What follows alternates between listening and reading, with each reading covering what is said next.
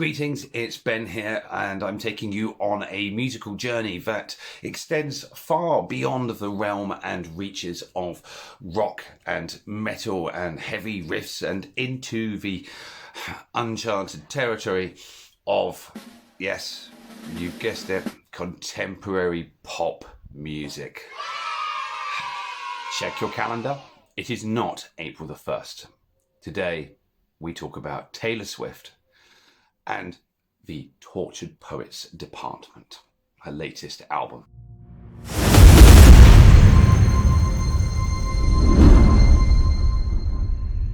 For those of you who've been too busy headbanging to notice, Taylor Swift is the pop princess who's been dominating the airwaves since, at least it feels like, the dawn of time. She's the mastermind behind every catchy tune that's stuck in your head, whether you like it or whether you don't. And if you don't know her, well, you must be from a different planet. Welcome to Earth, by the way. Let's talk about this, the Tortured Poets Department album. Very grandiose title, and one kind of wonders whether it lives up to the expectations. So I'm going to examine that in a second. But the album itself has got more layers than my grandmother's lasagna, more tracks than a train station during rush hour, and Taylor's thrown everything but the kitchen sink into this one. Critics are tripping over themselves to throw suitable adjectives at it. Monumental, revolutionary, a roller coaster of emotions. But come on, let's get real. This is an album, not the second coming of Christ.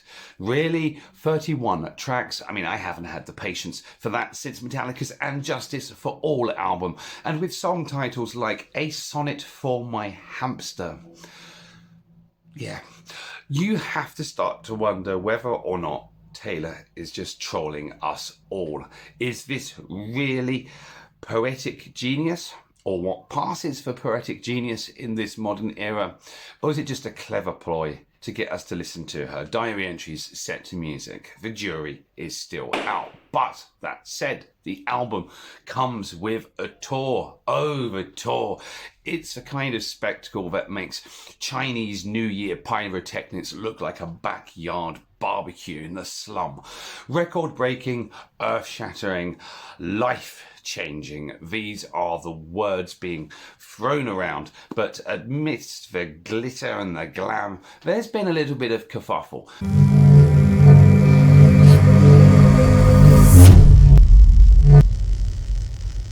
Lyrics have been said that have made some listeners clutch their pearls and others raise their fists.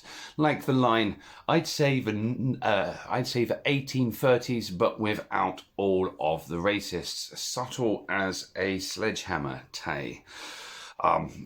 Dissecting this poetic roadkill even further, you know how to bawl. I know Aristotle. Really? Because nothing screams party anthem like ancient Greek philosophy, and getting a bawl to rhyme with Aristotle. I mean, it's a stretch, even if I'm not a poet laureate myself. Of course, there's more. Touch me while your bros play Grand Theft Auto. I'm not sure if that's a commentary on modern relationships or just a really weird crossover episode.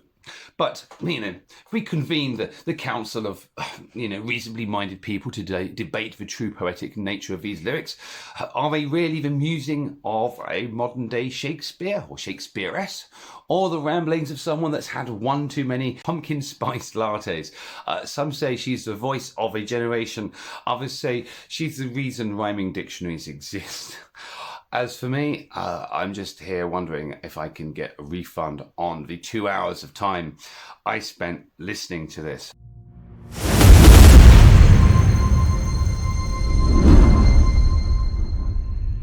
Yes, we can't forget about the Swifties. A fan base so fervent they make the Kiss Army look like an aged book club. They dissect every tweet, decode every lyric, and probably have the FBI on speed dial for any perceived slights against their queen. To them, Taylor can do no wrong. To the rest of us, well, let's just say we're not all drinking the same stuff. They are. Right, so there's a tour on. They are in London. If this is your bag, for me, I'm wondering whether the next thing my editor will choose to do to me is to pay for each daily ticket for me to sit there and absorb it all live again and again and again. And then this will be my last video. So I'd like to thank my agent. I'd like to thank my mother. My will is under the hat stand. And if I survive any more of this, maybe I'll see you next week. But if I don't, it's been nice knowing you.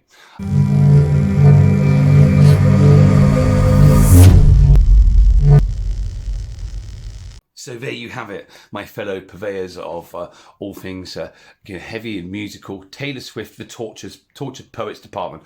An album that's as divisive as it is long, whether you think it's a masterpiece or a masterclass in marketing.